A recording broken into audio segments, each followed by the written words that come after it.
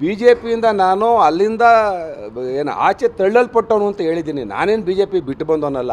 ಕುಮಾರಸ್ವಾಮಿಯವ್ರ ಪಿತೂರಿಯಿಂದ, ಯಡಿಯೂರಪ್ಪನವರ ಅವ್ರ ಮಗನ ಪಿತೂರಿಯಿಂದ ಆಚೆ ಬರಬೇಕಾಗಿ ಬಂತೆ ಹೊರತು ನಾನೇನು ಬಿಟ್ಟು ಬಂದವನಲ್ಲ. ನಾನೇನು ಇಲ್ಲಿಂದ ಅಲ್ಲಿಗಾರಕ್ಕೆ ಅಲ್ಲಿಂದ ಇಲ್ಲಾರಕ್ಕೆ ನನಗೆ ಆ ಥರ ಮನಸ್ಥಿತಿ ಇಲ್ಲ.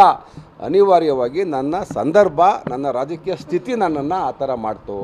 ನಾನು ಕೊನೆ ದಿನದವರೆಗೂ ಕಾದು ಅಲ್ಲಿ ನಿರಾಶೆಯಾಗಿ ನನ್ನ ರಾಜಕೀಯ ಭವಿಷ್ಯ ಅತಂತ್ರ ಆಗುತ್ತಲ್ಲ, ನಾನು ನೆಮ್ಮದಂಥ ಕಾರ್ಯಕರ್ತರಿಗೆ, ಮುಖಂಡರಿಗೆ, ತಾಲೂಕು ಅನ್ಯಾಯ ಮಾಡಬಾರ್ದು ಅಂತೇಳಿ ನಾನು ರಾಜಕೀಯ ನಿರ್ಣಯ ತಗೊಂಡಿದ್ದೀನಿ ಹೊರತು ಪದೇ ಪದೇ ನಾನು ಇಕ್ಕಟ್ಟಿಗೆ ಸಿಗುವಂಥ ಪ್ರಶ್ನೆ ಕೇಳಬೇಡಿ. ನಾನು ಯಾವುದೇ ರೀತಿಯ ಅಪರಾಧ ಮನೋಭಾವನೆಯನ್ನು ಹೊಂದಿಲ್ಲ, ಆ ಕೆಲಸ ಮಾಡೋದು ಇಲ್ಲ.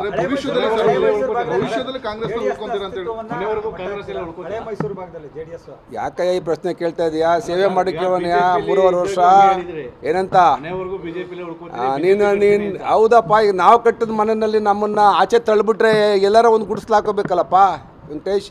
ಯಾಕೆ ನನ್ನನ್ನು ಈಗಲೇ ಕಾಂಗ್ರೆಸ್ಸಲ್ಲಿ ನನಗೆ ಅಪಸ್ವರ ಮೂಡಿಸ್ತೀರಿ? ನಾನು ಪಕ್ಕಾ ಕಾಂಗ್ರೆಸ್ಸಿಗಲ್ವೇನೆಯಾ? ನಾನು ರಾಜಕೀಯ ಪ್ರಾರಂಭ ಮಾಡಿದೆ ಕಾಂಗ್ರೆಸ್ಸಿಂದ.